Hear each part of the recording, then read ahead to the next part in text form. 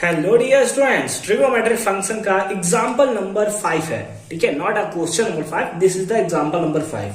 If the arc of the same length of two circles sustain an angle 65 degree and 110 degree at its centre, ये कैसे हो सकता है sir? ठीक है, आर्क वो भी सेम लेंथ का लेकिन दो अलग अलग एंगल, बिल्कुल हो सकता है बच्चा लोग।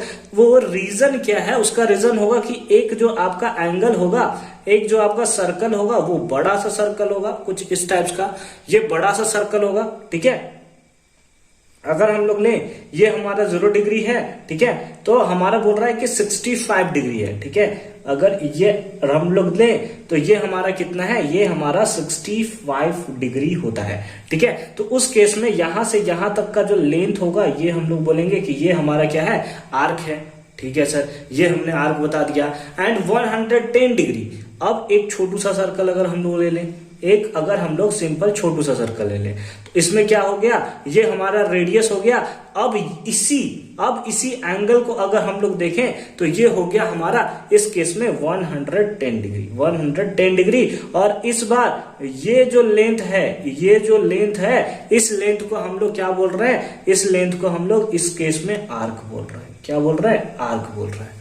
ठीक है, अब ये जो लेंथ है और ये जो लेंथ है सेम है, बस फर्क इतना है कि ये 65 डिग्री में इतना लेंथ कवर अप कर रहा है और ये 110 डिग्री में कवर अप कर रहा है, क्योंकि ये बड़ा सर्कल है और ये हमारा कैसा है? छोटा सर्कल है। ठीक है, अच्छी बात है। तो find the ratio of their radii. अब आपको पता होगा आर्क, एंगल और रेडियस के बीच में हमारा रिलेशन होता है theta equals to arc by radius. Arc by radius, जहां पे एल जो है वो लेंथ ऑफ आर्क है, आर जो है वो रेडियस का लेंथ है और थीटा जो है वो आपका एंगल है। एंगल तो हमें दिया हुआ सर, नहीं सर ये एंगल नहीं होगा। एंगल जो हमारा होता है वो रेडियन में होता है, यहां तो हमें डिग्री में दिया हुआ है। ऐसा करते हैं सर कि हम लोग सारे के सारे एंगल को किस में चेंज कर लेते हैं? हम लोग सिंपली रेडियन में चेंज कर लेते हैं। उससे पहले हम लोग लेट अस सपोज कर लेते हैं length of the arc, let length of the arc be l। ठीक है, हमने लेट कर लिया कि जो लेंथ ऑफ द आर्क है वो कितना है? दैट इज l है। कितना है? l है। therefore and उसके साथ साथ and radius of circle, radius of two circle b कितना होगा? r है। इन लोग दोनों का कितना है? r है। ठीक है, या फिर radius of circle, radius of first circle and second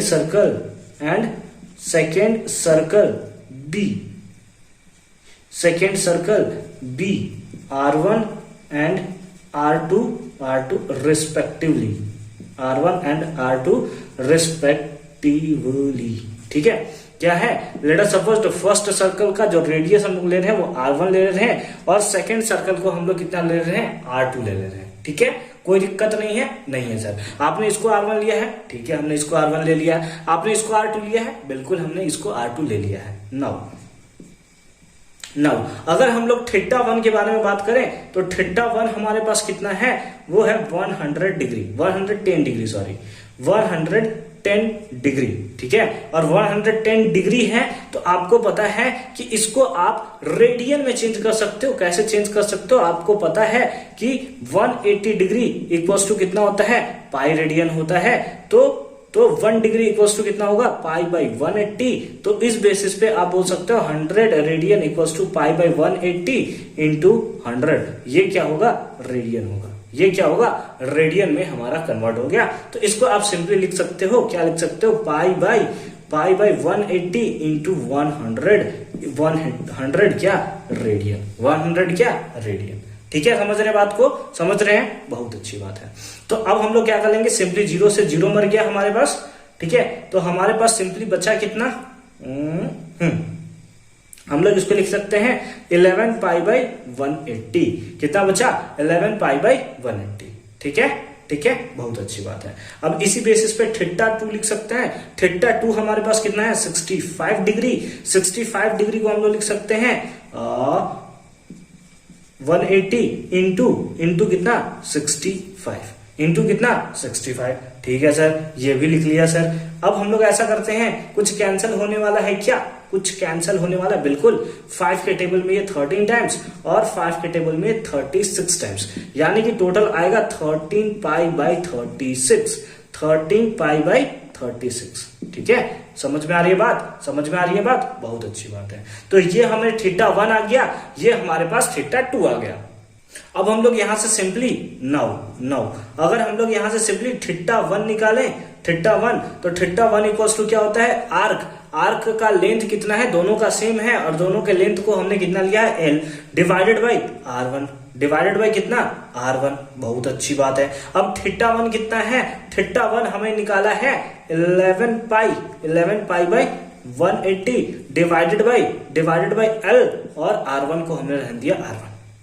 ठीक है सर, ठीक है सर, कोई नहीं सर, सह लेंगे सर। ठीक है, थीटा 2 कितना है? थीटा 2 होगा L बाई R2। ठीक है, L थीटा 2 का वैल्यू कितना आया है?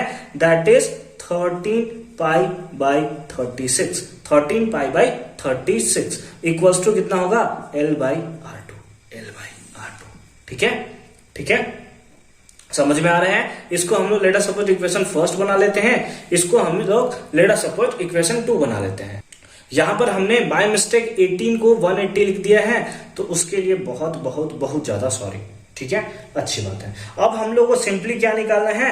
अब हम लोग को सिंपली निकालना है R1 और R2 का रिलेशन। ठीक है, R1 बाई R2 हमें निकालना है रेशियो ऑफ देयर रेडियाई। ठीक है, तो हम लोग ऐसा सिंपली करते हैं, सेकेंड को फर्स्ट से डिवाइड दे देते हैं, है ना? सेकेंड को हमने क्या कर रहा है? फर्स्ट से हम लोग डिवाइड दे रहे हैं। तो सेकेंड को जब फर्स्ट से डिवाइड देंगे तो हमारे पास आ जाएगा 13 पाई बाई 36 इक्वल्स टू कितना? L by R2 divided by कितना हो जाएगा? That is 11 pi by 18 equals to कितना हो जाएगा? L by R1। ठीक है, ठीक है, समझ में आ रही है बात? और ये हम लोग सेपरेटली डिवाइड भी ऐसे कर सकते हैं। अब यहाँ पे हम लोग क्या करेंगे? यहाँ पे हम लोग सिंपली क्या करेंगे, क्योंकि ये 4 डिजिट नंबर है। क्या है? 4 डिजिट नंबर है, तो ये सिंपली हमारा क्या हो जाएगा? 4th नंबर ऊपर चला जाएगा, यानी इसको लिख सकते हैं 13 pi by 36 into 18 by 11 pi equals to कितना हो जाएगा? L by R2 equals to 4th number again ऊपर divided by L, divided by कितना? L। ठीक है, अब L से L हमारा मर गया, पाई से पाई मर गया। ठीक है, 18 टू जा। ठीक है सर, ठीक है सर, कोई बात नहीं है सर, कोई इशू नहीं है सर, अच्छी बात है। ठीक है, अब यहां पे हमें दिया हुआ क्या था? हमें क्या दिया हुआ था? तो यहां से हमारे पास क्या हो गया? That is R1 by R2 equals to कितना हो गया? 13 1 जा 13 डिवाइडेड बाई 11 2 जा 22, यानी कि रेशियो हमारा कितना देखने को मिला? That is 13:22। ठीक है, 13:22। आप देखोगे बुक में होगा 22:13। अरे भैया कोई दिक्कत नहीं है, हमने सबसे पहले किसको लिया?